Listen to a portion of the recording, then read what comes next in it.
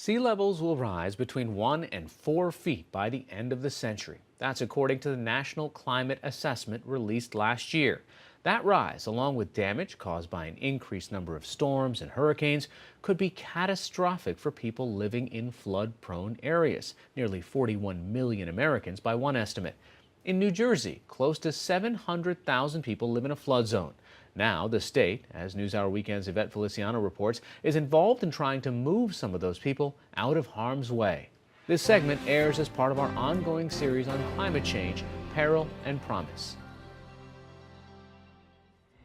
This is the big Woodbridge River here. This is my property. Before she moved 4 years ago, 72-year-old Evelyn York spent nearly her entire life in Woodbridge Township, a working-class community of about 100,000 people in northern New Jersey. A single mother to 2 children, she owned her home in Woodbridge for nearly 40 years. What did that mean to you to own that home? As a single parent, since I was 33, you have money to pay your bills, but you really don't have a savings account.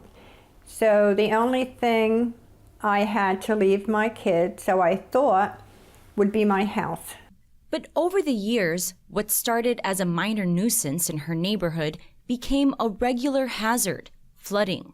I would always have a bag packed, always, because I never knew if I had to leave at a moment's notice to move my car to higher ground. And I did that for years and years and years. Several rivers run through Woodbridge. 2 large ones border the township and empty into the Atlantic Ocean. Climate change has contributed to more frequent and severe storms and subsequent flooding here. About 19% of Woodbridge lies within a FEMA special flood hazard area.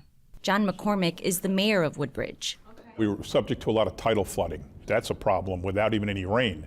You throw rain, you throw hurricanes, you throw these 100-year storms on top of that. I've been mayor for 12 years, and I think I've had 500-year storms. Mayor McCormick says the township asked the federal government for funds to build flood walls, but was ultimately turned down. The Army Corps of Engineers said the new infrastructure was, quote, not practical due to limited cost effectiveness.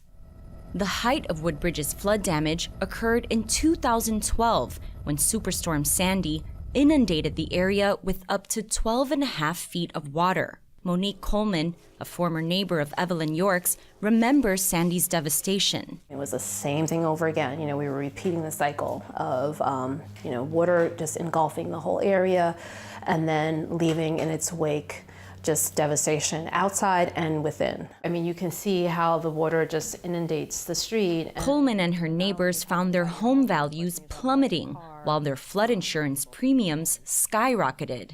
As they assessed their options, they heard about a state-run program called Blue Acres. And we found out about that program and the fact that they were making it available for communities like ours. Immediately, I was like, this is something we need to pursue. Blue Acres' mission is to buy up homes from homeowners in flood zones, demolish them, and then rezone the land so that nothing else can be built there. It's run by New Jersey's Department of Environmental Protection. Fawn McGee is the program's director. We buy the homes at pre-storm value. It allows folks to sell us their home, take the proceeds of that sale, move to higher ground. We demolish the homes and then open up that area as open space, conservation land, as flood absorption. That new open space will absorb floodwaters, which means areas further in will be protected from rising water levels. The Blue Acres program also ensures that less state and federal funds will be spent on rescue, cleanup, and rebuilding from future floods. Blue Acres originally began in 1995 with a $30 million voter-approved bond. That money was initially used to buy 126 homes in several towns along the Passaic River, about 30 miles north of Woodbridge. But after Superstorm Sandy, the program expanded. It's received over $300 million in federal funds from the Department of Housing and Urban Development and the Federal Emergency Management Agency. With this funding, the Blue Acres staff has bought 683 properties in towns and cities all over the state. They're hoping to buy 265 more soon. McGee says that even if they do buy those houses, there are still thousands of New Jersey homes that are repeatedly flooded. We've got thousands and thousands of people that are on the National Flood Insurance Program's repetitive loss list and severe repetitive loss list. So there's more people that we can get to that are out there in these affected areas. McGee says that in order to get the most out of their funding, Blue Acres only does buyouts in areas where multiple homeowners agree to take part. If enough households apply for a buyout, McGee and her staff ask the municipal government's permission to begin working in the community. Monique Coleman and others in Woodbridge lobbied their neighbors and the local government to bring the program to the township. We knew that the buyout was really our only way to get out and also prevent others from having to go through the cycle again. Coleman also began a grassroots movement to educate her neighbors about the buyout process, but convincing many of them was an uphill struggle. They weren't as in tune with the climate change and sea level rise. The state really wanted to see communities buy in, not just one home here, another home there. And that meant that we needed everyone else to sort of, or at least most of our neighbors, to buy in to the buyout. I was complaining, and Evelyn York didn't want to sell. I was totally against it. That's my home. 38 years where I raised my kids. I was not going anywhere, nowhere. But her thinking changed when she learned that her home's value had nosedived because of the flooding. I called a real estate agent in to get the value of my home. He said, you better take whatever you can and run. Over the past 6 years, 160 Woodbridge homeowners have sold their houses to Blue Acres, the largest concentration of buyouts in the program's history. Most of these homes have been demolished, leaving empty patches around the structures that still remain. But even houses outside of Woodbridge's current flood zones are in danger as floodwaters rise due to increased storm activity. So the township has decided to turn the new open space into a natural floodplain, which will absorb future floodwaters before they can reach any more homes.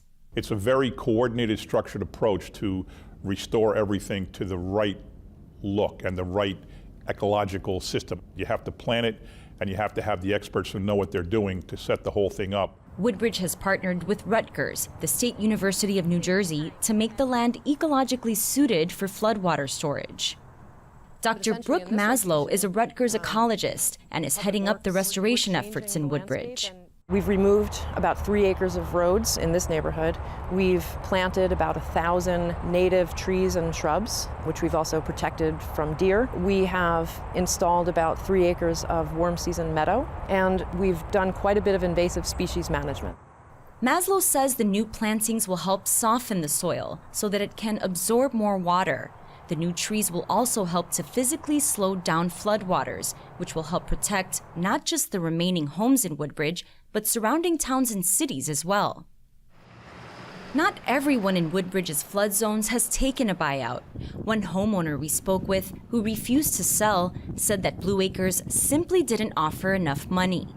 Others don't want to leave the place they've called home for so long. Some people might look at what Woodbridge is doing and call it retreat. What do you think about that?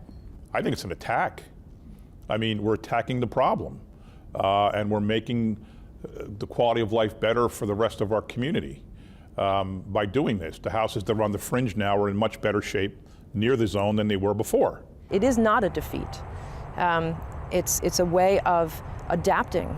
The landscape adapts and will continue to adapt and change to the climate and how the climate is changing, and we as a society have to do the same thing. Monique Coleman, who now lives 10 miles southwest of Woodbridge in Highland Park, says that selling her home to Blue Acres rather than to another homeowner was a moral decision as much as a financial one. There is no way that I could ethically sell the house knowing that I would just be perpetuating an ongoing flooding situation and putting someone else in that situation. I wouldn't wish that on anybody. I love my kitchen and I love the whole house. Evelyn York now lives 10 miles south of Woodbridge in Sayreville, New Jersey, in a house her son-in-law restored for her. She says she has no regrets. I love the rain now. I love the rain. For 38 years when it rained, I would be upset. I'm looking out the window. Now, when it's raining, I'm so happy. It's like, oh good, I'm gonna make a pie. Maybe I'll bake something I love the rain.